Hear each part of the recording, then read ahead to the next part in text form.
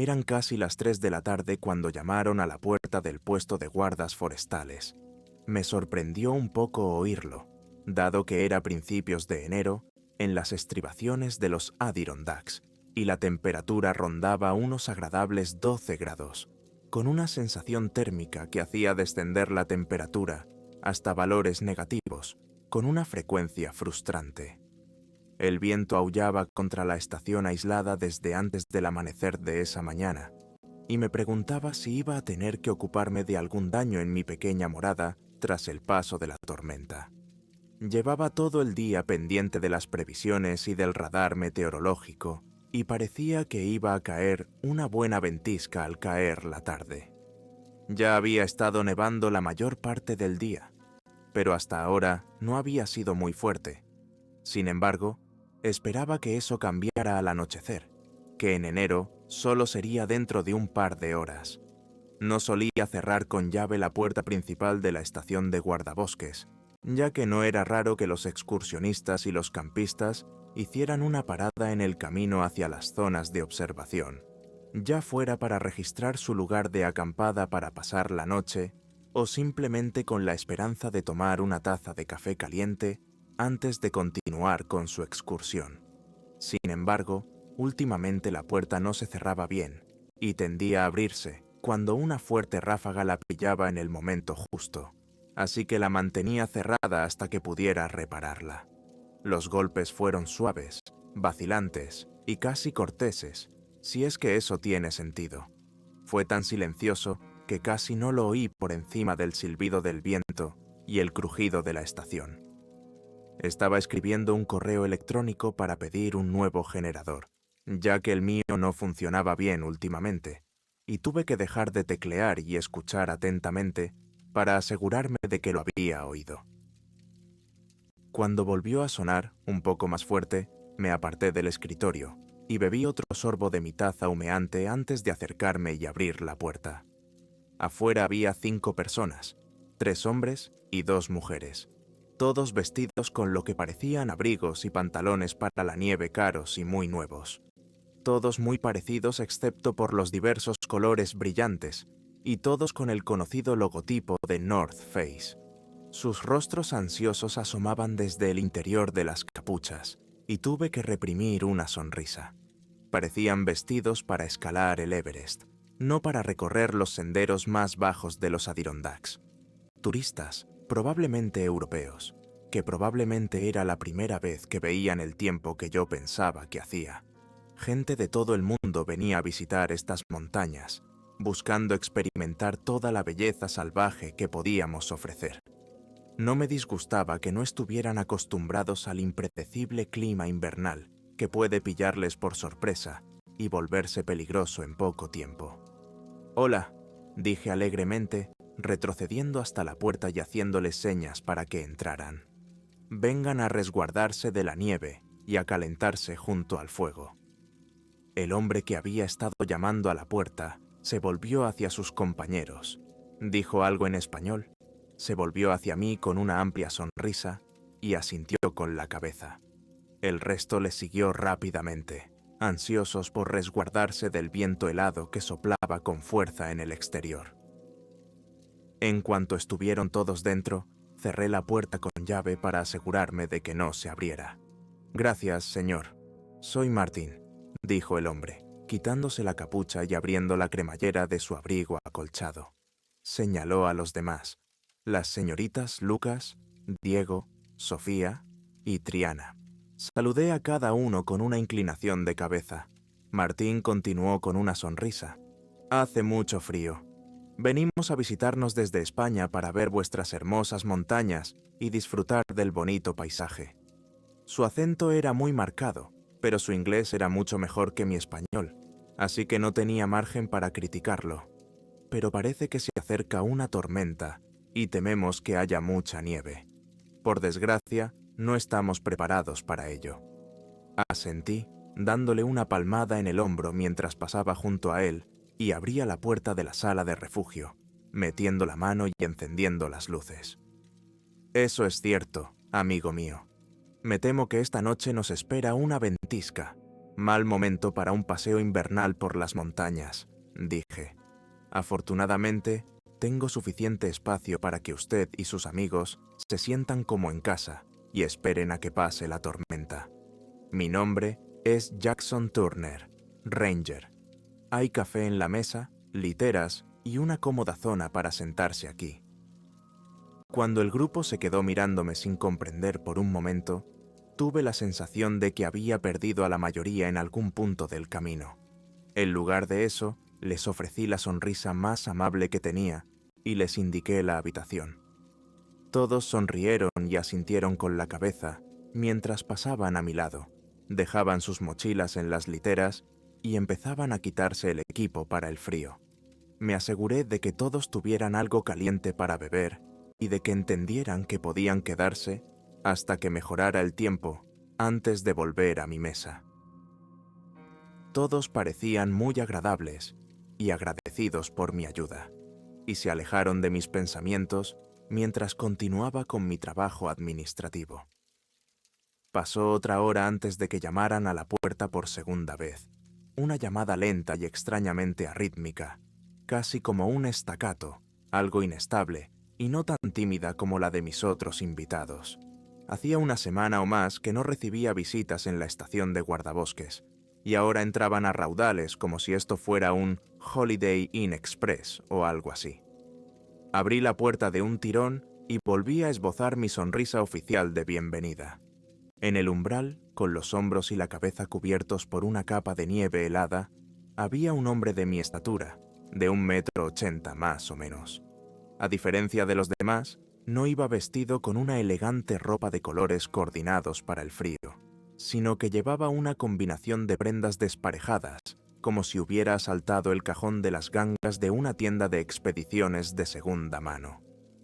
Sus pantalones eran de nylon acolchado azul y parecían más caros, aunque no le sentaban muy bien. Pero su abrigo estaba forrado de piel y parecía hecho de lana acolchada sobre una vieja chaqueta de vellón. Sus botas parecían nuevas y no demasiado abrigadas, algo más apropiado para una excursión veraniega que para un invierno en la montaña, pensé. «Hola», dije con toda la calidez que pude, haciéndole señas para que entrara. «Ven, sal de la nieve». No dijo nada, pero hizo un leve gesto con la cabeza al pasar junto a mí. Lo seguía un fuerte olor corporal a almizcle, y me pregunté si sería uno de esos ermitaños solitarios de los que había oído rumores y que vivían aquí solos en una choza improvisada. Cerré la puerta con llave y me volví hacia el hombre. Ya se había fijado en la sala de literas de la izquierda, donde se estaban acomodando los españoles, así que entró y se sentó en una de las literas vacías de la esquina trasera de la sala. No se quitó el abrigo ni saludó a los demás, y observé con cierta curiosidad que no llevaba ningún tipo de mochila, lo que me hizo preguntarme si vivía cerca, en alguna cabaña aislada. Pude ver que los demás sonreían y le hacían cumplidos, pero él permanecía sentado, con los ojos oscuros observando tranquilamente la actividad sin decir una sola palabra. Había un leve atisbo de sonrisa en sus labios, incongruente y en cierto modo desconcertante.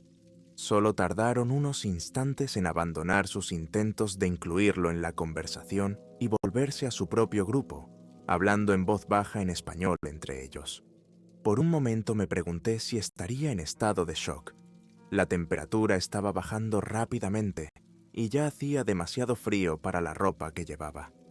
Consideré la posibilidad de echarle un vistazo para asegurarme de que no tenía congelaciones ni signos de hipotermia, pero algo en él me decía que quizá no acogería tan bien mi atención. Me quedé un momento en la puerta de la litera, observando la escena. Algo en el recién llegado me parecía extraño. No podía precisarlo, pero la forma en que se movía, su falta de comunicación, el modo en que permanecía sentado, inmóvil, en aquella litera de la esquina, me parecían extraños. También había algo más, algo que no podía precisar, algo que cosquilleaba en el fondo de mi inconsciencia, justo fuera de mi alcance, más una inquietud instintiva que un pensamiento coherente. Esperaba que el hombre tardara unos minutos en calentarse y luego volviera a ponerse en camino. Al volver mi atención a los demás, me di cuenta de que también ellos debían de encontrar algo raro en él, ya que todos se habían agrupado inconscientemente en torno al extremo de la mesa más alejado de él, y hablaban en voz más baja que antes, más apagada. Periódicamente lanzaban miradas rápidas e incómodas en su dirección, pero nunca más que breves instantes, como si se aseguraran de que no se había movido y seguía allí sentado. También noté, curiosamente, que ninguno de ellos se sentaba de espaldas al hombre, probablemente también inconscientemente. Estaba a punto de acercarme y hablar con él, para quitarme esa extraña sensación de encima, cuando Martin apareció frente a mí, con el ceño fruncido. «Señor, mis amigos y yo estamos preocupados por los otros campistas», dijo. Me llamó la atención. Hoy no había ningún campista inscrito. ¿Era el recién llegado uno de ellos? A lo mejor tenían problemas. «¿Qué campistas?», pregunté frunciendo el ceño. Señaló vagamente hacia el norte. Pasamos por su campamento de camino al punto de observación antes de que el tiempo nos devolviera aquí, a medio kilómetro por el sendero, en un claro junto a un pequeño arroyo. Echó una rápida mirada por encima del hombro al extraño sentado en un rincón. Ahí estaba otra vez, pensé. Esa misma inquietud, continuó Martin. Eran 3, 2 hombres y una mujer. Tenían algunas de esas tiendas de campaña para el frío montadas y parecían estar bien preparados para la tormenta, al menos por lo que pudimos ver. Nos detuvimos y nos calentamos un rato junto al fuego. Parecían muy experimentados y no les preocupaba el frío. Pero yo no soy ningún experto. «Bueno, parece que estarán bien», dije con mi mejor sonrisa tranquilizadora. «Deberían haberme avisado, pero si están tan preparados como crees, seguro que no les pasará nada.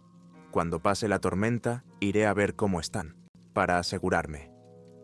Volvió a desviar la mirada hacia el hombre y luego la clavó en la mía con una intensidad sorprendente, como si intentara decirme algo solo con la mirada. Bajó los ojos y dijo: «Los campistas. Todos llevaban muy buena ropa. El hermano de Sofía es escalador en algunas regiones muy frías y reconoció el equipo de los campistas como similar al que él usa. Incluso mejores noticias que empecé, pero Martin me cortó. «Exactamente igual que los pantalones que lleva ese hombre ahora», dijo en voz baja. Volví a mirar al hombre y me fijé de nuevo en su mezcolanza de ropa. Los guantes que aún llevaba parecían delgados y poco adecuados para el clima invernal, pero parecían bien hechos y habrían estado bien para una excursión otoñal suave. Aún no se había movido ni había dicho nada, y sus ojos carentes de emoción recorrieron lentamente a los españoles, con lo que a mi creciente paranoia le pareció un interés hambriento. Era casi como si los estuviera inventariando, evaluando de algún modo. Una vez más, ese cosquilleo en el fondo de mi cerebro me decía que algo no iba bien con aquel hombre. Algo estaba un poco fuera de lugar, pero aún no podía entenderlo. Me ponía los dientes de punta. Volví a mirar a Martin. «¿Estás segura?». Se encogió de hombros. «Todo lo seguro que podemos estar. Sofía dice que está segura, pero los demás no tenemos la experiencia necesaria para reconocer esos detalles tan bien como ella». «¿Estaba este hombre con ellos?», pregunté, pero ya sabía la respuesta. Martin negó con la cabeza. Nunca le había visto hasta ahora. Se inclinó un poco más y bajó la voz. «Este hombre. Hay algo», dijo entrecortado, incapaz de encontrar las palabras adecuadas. Asentí con la cabeza. «Sí, lo sé. Yo también lo siento». Volví a mi escritorio, abrí un cajón, cogí la pistola enfundada y me la coloqué en el cinturón. Me metí el cargador de repuesto en el bolsillo, cogí mi pesada chaqueta de un gancho cercano y me tapé las orejas con el sombrero forrado de piel. Martin me siguió, observando con interés. Miré por encima de su hombro, asegurándome de que estábamos fuera del alcance visual y auditivo de la sala de literas. Voy a echar un vistazo al campamento. ¿Has manejado alguna vez una escopeta? Le pregunté. Asintió con la cabeza. Cazo faisanes con mis primos todos los años. Tengo muy buena puntería. Bien, dije. La puerta junto a mi escritorio es mi habitación. Dentro encontrarás una bomba del calibre 12, cargada pero sin recámara, por si la necesitas. Agachó la cabeza en silencio. Volveré en menos de una hora. Conozco el lugar del que hablas. Manténlo aquí hasta que regrese. Pero no hagas nada si no es necesario, dije, cerrándome el abrigo y asegurándome de que la ranura con cremallera que cubría mi funda estaba abierta y accesible. Ten cuidado, Jackson Turner. Siento algo de oscuridad en el aire. Me limité a sentir con los labios apretados antes de abrir la puerta y salir al viento. El frío helado me golpeó de inmediato, atravesando mis pesados pantalones y abriéndose paso por cada pequeña abertura de mi ropa. El viento me golpeaba constantemente y aullaba en mis oídos. La nieve a lo largo del sendero apenas llegaba a los tobillos, pero tiraba de mis botas a cada paso, ralentizando mi avance. La zona que Martin había descrito era uno de los pocos campings señalizados de esta parte del sendero, y aunque no era estrictamente necesario que los campistas se registraran antes de instalarse, sí que se les animaba a hacerlo. En lo más profundo del bosque, a 32 kilómetros de la ciudad más cercana, el único salvavidas que tenían los campistas eran los guardabosques. Si algo salía mal, el hecho de haberse registrado en la estación de guardabosques local podía significar la diferencia entre la vida y la muerte. Eso no significaba que todo el mundo siguiera esa norma, aunque la mayoría de las veces eran los campistas nuevos, los que carecían de la sabiduría de la experiencia, los que no sabían o no creían necesario registrarse antes de acampar. A veces ocurría lo contrario. Algunos campistas muy experimentados creían que no era necesario, que podían hacer frente a todo lo que se les pusiera por delante. En cualquier caso, mientras seguía el sendero del norte, una creciente inquietud empezó a teñir mis pasos. Sentía que la ansiedad me hacía cosquillas en cada respiración. No sabía lo que me iba a encontrar. Si tenía suerte, encontraría 3 tiendas de nylon siliconado de doble pared para climas fríos con sus ocupantes acurrucados de forma cálida y segura en su interior. Si ese era el caso, me limitaría a ver cómo estaban y volvería a mi puesto, con suerte antes de que se desatara lo peor de la tormenta. Si no, bueno, tendría que averiguarlo cuando llegara. Una hora más tarde, llegaría al campamento, o al menos a lo que quedaba de él. Los restos de lo que obviamente eran 3 tiendas de invierno de alta calidad estaban colocados de forma compacta alrededor de una hoguera central, con su material rojo brillante destrozado y rasgado, y ondeando violentamente en el feroz viento, pareciéndose mucho a un lunático despliegue de banderas en el corazón de un huracán. Me bajé las orejas del sombrero y ajusté más la correa de la barbilla. «¿Hola?», grité, esforzándome para que mi voz se elevara por encima del viento. Incluso con toda mi fuerza, seguía sonando patéticamente impotente ante el rugido de la tormenta que se avecinaba. «¿Hay alguien aquí?». Esperé un largo rato, pero no oía nada más que la ráfaga de viento y el chasquido como un látigo de la tela de nylon. El campamento tenía todas las características de un ataque de oso, excepto que hacía meses que no veía un oso y que nunca habíamos tenido un ataque de oso en esta zona, que yo supiera. No era como los bosques del oeste. No teníamos osos pardos aquí. Osos negros, sí, pero eran más pequeños y ni de lejos tan agresivos como los grandes pardos. Claro que podían ser peligrosos, sobre todo si se asustaban o se sentían amenazados, pero no cazaban activamente a los humanos. Avancé unos pasos más hacia el campamento, desenfundé la Sig Sauer de 10 milímetros y la mantuve preparada mientras realizaba una rápida inspección visual de las tiendas. No había nada. No había señales de cuerpos, sangre, lucha ni nada parecido. Solo tiendas destruidas que podrían haber sido abandonadas por los campistas cuando el viento empezó a arreciar y la tela a fallar. Y entonces me llamó la atención. Un destello gris oscuro, parcialmente oculto por la nieve entre dos de las tiendas. Otros 10 minutos de nevada, y no lo habría visto acercarse. Remolqué el bulto de tela congelada, volcándolo antes de recogerlo con la mano libre, manteniendo el zig preparado.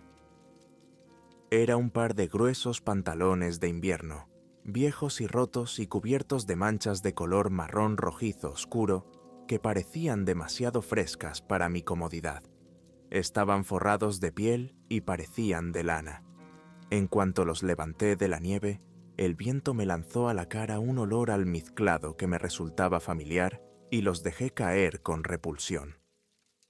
Unos 60 centímetros más allá, la insinuación de azul en la nieve blanca atrajo mi atención y me acerqué con cautela.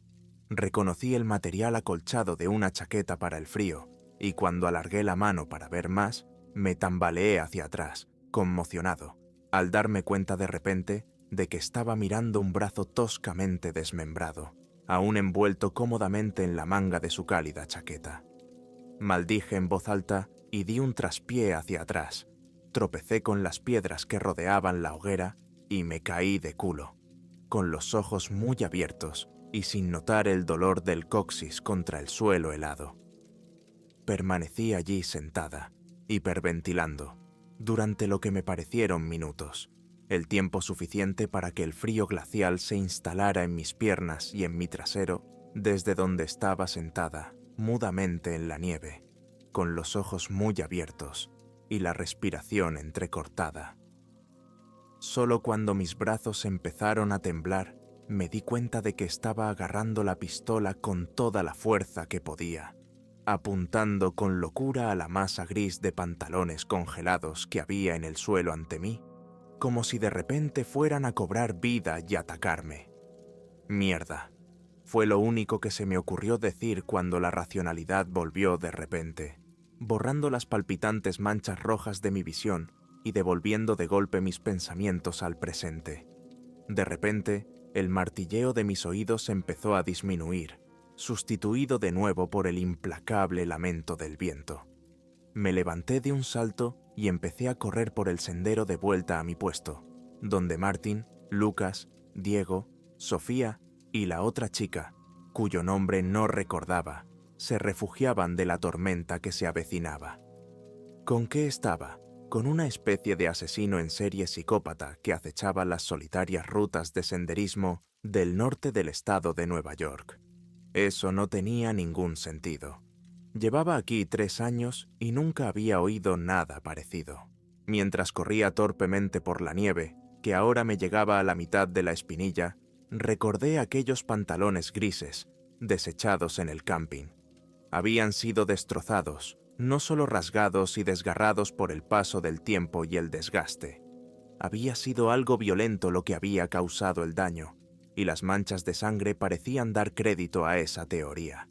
Así que, fuera lo que había ocurrido, el desconocido había decidido sustituir sus pantalones dañados y manchados por los de sus víctimas.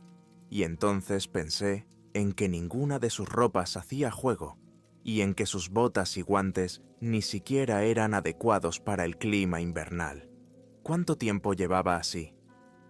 20 minutos más tarde, las tenues luces amarillas de las ventanas de mi estación aparecieron de repente de entre las condiciones de casi whiteout que me habían invadido. Con la llegada total de la tormenta, la temperatura había bajado aún más, y me sorprendió que hubiera podido mantener el ritmo el tiempo suficiente para llegar de vuelta. Impulsado por la adrenalina y el miedo, me detuve ante mi puesto de guardabosques, notando inmediatamente cómo la puerta principal colgaba abierta unos centímetros. Mi mente me instó a entrar corriendo, pero tuve que tomarme unos momentos para recuperar el aliento y dejar que mi acelerado corazón se ralentizara un poco antes de entrar. No entendía por qué la puerta solo estaba abierta unos centímetros. Si no hubiera estado cerrada con llave, la primera ráfaga de viento la habría abierto del todo y golpeado contra los paneles de madera de la pared de detrás. Pero lo que ocupaba mucho más mis pensamientos era la implicación de aquella puerta abierta. Nadie en su sano juicio se habría sentado en la estación mientras el viento helado y la nieve entraban por la puerta abierta. Dejé a un lado ese pensamiento y me acerqué lo más sigilosamente posible a la puerta, empujándola con suavidad al principio y luego con más fuerza al notar cierta resistencia. Manteniéndola cerrada, empuñé con fuerza mi arma, con la boca del cañón directamente hacia adelante y a la altura del pecho, el dedo apoyado a lo largo del armazón de la pistola y listo para soltar el gatillo e ir a trabajar. En un abrir y cerrar de ojos, la puerta cedió gradualmente y empujó hacia adentro lo suficiente como para que pudiera deslizarme por el hueco, el aullido del viento y las protestas del edificio, proporcionando, benditamente, suficiente cacofonía para cubrir los sonidos de mi entrada. Nada más entrar, me encontré en el centro de una pesadilla febril. Un cuerpo yacía detrás de la puerta y servía de improvisada barricada. Solo pude saber que se trataba de una de las mujeres por la delicada forma del cuerpo, ya que la cabeza y la parte superior del torso habían sido salvajemente mutiladas, la piel y el cuero cabelludo arrancados del blanco rojo del cráneo con saña, presumiblemente, mientras ella había intentado desesperadamente escapar de cualquier infierno que la hubiera perseguido. La sangre manchaba casi todas las superficies a mi alrededor, caliente y apestosa a cobre, y fui consciente de un sonido húmedo y desgarrador que emanaba de la habitación de las literas. Las luces de aquella habitación parpadeaban caóticamente. La bombilla colgante en el centro de la habitación oscilaba maníacamente como si hubiera sido golpeada recientemente y aún estuviera asentando su movimiento pendular.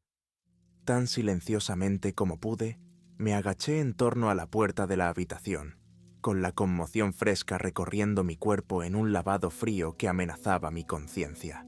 Había cadáveres y trozos de cadáveres esparcidos por la habitación, la mayoría envueltos en trozos de ropa pegados con pegamento carmesí. Podía sentir el calor en la habitación de cualquier horrible acto de violencia que hubiera ocurrido, de los cuerpos que ahora yacían esparcidos como juguetes desechados. A mis pies, observé un puñado de cartuchos de escopeta vacíos que habían caído y habían quedado atrapados por la viscosa sangre que pintaba el suelo de madera. La escopeta yacía cerca, con la recámara abierta y el tubo del cargador vacío, a escasos centímetros de los restos, apenas reconocibles del hombre al que había conocido como Martín.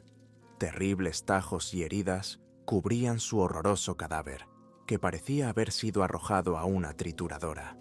Sus miembros estaban extendidos y solo unidos por los tendones amarillentos y los músculos rosados que ahora yacían abiertos y expuestos. Mis ojos se dirigieron en ese momento a la fuente de los sonidos que había oído antes, y vi la forma agachada del desconocido a horcajadas sobre uno de los cadáveres. Lucas, creo que por el amarillo brillante de su chaqueta North Face. Observé horrorizado cómo el desconocido hundía la cabeza una y otra vez, sacudiéndola salvajemente cada vez que se separaba, como si arrancara más trozos de carne con cada movimiento. Me di cuenta entonces de que las manos del desconocido se habían alargado de algún modo y habían adquirido un aspecto brillante y quitinoso que dejaba los dedos como garras dentadas e incrustadas de sangre. Tras un instante de vacilación, mis reflejos se apoderaron de mí. Levanté la boca de mi pistola y apreté el gatillo. Sé que las estruendosas ráfagas de la 10 milímetros debieron de ser ensordecedoras, pero apenas lo percibí al ver cómo aparecían agujeros ennegrecidos en la espalda de la cosa. Echó la cabeza hacia atrás con lo que solo puedo esperar que fuera dolor, y lanzó un chillido que ahogó todo lo demás. Volví a apretar el gatillo, y otra bala se abrió paso a través de la horripilante cosa. De repente, casi más rápido de lo que podía seguir, el extraño salió disparado de donde se había estado dando un festín y se abalanzó sobre la pared. Sus terribles garras se hundieron en la madera y la mantuvieron en su sitio mientras giraba la cabeza, 180 grados, inmóvil para mirarme. Los ojos se habían vuelto completamente negros y habían crecido hasta alcanzar el tamaño de pelotas de golf, y la mandíbula casi parecía haberse desprendido del cráneo. La piel de las comisuras de los labios se había retraído en una horrible sonrisa que se extendía casi de oreja a oreja, dejando al descubierto una boca llena de dientes triangulares como los de un tiburón, ahora teñidos de rojo brillante. Se tensó y un instante después saltó a la pared contigua, agarrándose a la madera expuesta como un monstruoso insecto, con los ojos fijos en mí. Antes de que pudiera hacer otro movimiento, disparé una y otra vez, y mi ataque de pánico encontró milagrosamente el blanco la mayoría de las veces, mientras los casquillos vacíos salían despedidos contra el marco de la puerta, resonando como campanas de muerte. Luego hubo un largo momento de silencio en la habitación, y sus ojos negros se clavaron en mí, todavía inquietantemente fríos y extraños. Me tensé, esperando que la cosa se abalanzara sobre mí, pero estaba claro que la había oído. No sé hasta qué punto, pero de la media docena de heridas provocadas por mis puntas huecas, goteaba ichor negro, y me pareció oír un cascabeleo enfermizo en su respiración grave y profunda. Con un último chillido de otro mundo que me partió los oídos, saltó de nuevo, esta vez lejos de mí y a través de la ventana del fondo de la habitación. El cristal se hizo añicos y todo terminó. Me quedé solo en este cementerio, con los restos de los 5 turistas españoles y la desconcertante conciencia de que la corredera de mi pistola estaba cerrada. El humo salía perezosamente del cañón y el cargador estaba vacío. De eso hace casi un año, y desde entonces he pasado de las operaciones de campo a un puesto administrativo en el servicio de parques. Mi oficina se encuentra en medio de una ciudad, rodeada de gente y sin ningún bosque solitario u oscuro páramo a la vista. Cuando la investigación se calmó y las muertes se consideraron depredación animal, intenté volver a mi antiguo puesto, pero no pude hacerlo. Derribaron el antiguo puesto y construyeron uno nuevo más cerca del inicio del sendero, y pensé que podría superarlo, pero seguía viendo a aquel extraño, a aquella criatura, cada vez que cerraba los ojos unas cuantas veces. En la oscura quietud de la noche, me pareció oír el lamento de aquella banshee resonando en la distancia. 1 o 2 veces creo que oí más de uno. Dormía con mi pistola en la mesilla de noche y la escopeta apoyada junto a la cama. Mantenía las puertas cerradas en todo momento, pero no podía evitar la sensación de que seguía ahí fuera, quizá buscándome. Quizá necesitaba asegurarse de que yo no pudiera contárselo a nadie. Desde aquella horrible noche, he buscado en Internet cualquier explicación posible a lo que vi. Consulté a cualquier autoproclamado criptozoólogo o investigador paranormal que quisiera hablar conmigo. Pero nadie tenía explicaciones racionales más allá de los cuentos de hadas y las leyendas urbanas. E invariablemente me quedé con tantas preguntas como con las que empecé. Y entonces, un día, me topé con un artículo que lo cambió todo para mí. Se trataba de un artículo sobre algo llamado Uncanny Valley, una idea propuesta por un robotista japonés en los años 70. Al principio, estuve a punto de pasarlo por alto, ya que parecía estar relacionado sobre todo con la robótica y los gráficos por ordenador, y con cómo la gente se siente cada vez más incómoda cuanto más realistas parecen los humanos. Pero entonces leí una teoría sobre por qué la gente puede reaccionar así y cómo puede ser un artefacto evolutivo que queda en los rincones oscuros de nuestros cerebros reptiles. En algún momento de nuestra lejana historia común, puede que hubiera depredadores que parecían casi humanos. Es posible que se parecieran tanto a nuestros antepasados que fueran capaces de mimetizarse con nosotros casi a la perfección. Según esta teoría, los humanos primitivos podrían haber desarrollado un agudo sentido del reconocimiento facial como mecanismo de supervivencia. Es posible que se transmitiera a través de memorias genéticas, desvaneciéndose un poco con cada generación, hasta la actualidad, en que existía como poco más que una advertencia instintiva. Cuando mirábamos a alguien que no estaba del todo bien, alguien que parecía casi normal, pero quizás con la más mínima imperfección que le hacía parecer un poco equivocado. Alguien a quien nuestro instinto nos decía que no pertenecía. Alguien que en realidad no era uno de los nuestros. Me pregunté si estas cosas han estado con nosotros todo el tiempo, escondiéndose entre nosotros, acechándonos desde dentro de nuestros propios números. Ayer, de camino a la oficina, vi a una joven sentada sola en la parte trasera del vagón de metro. Aunque estaba abarrotado, los asientos de al lado estaban vacíos, y me di cuenta de que los demás viajeros parecían evitar acercarse demasiado a ella. No creo que nadie se diera cuenta, pero la gente la miraba con inquietud de reojo. No había nada abiertamente fuera de lugar en ella, y podría haber sido casualidad que nadie hubiera decidido sentarse a su lado.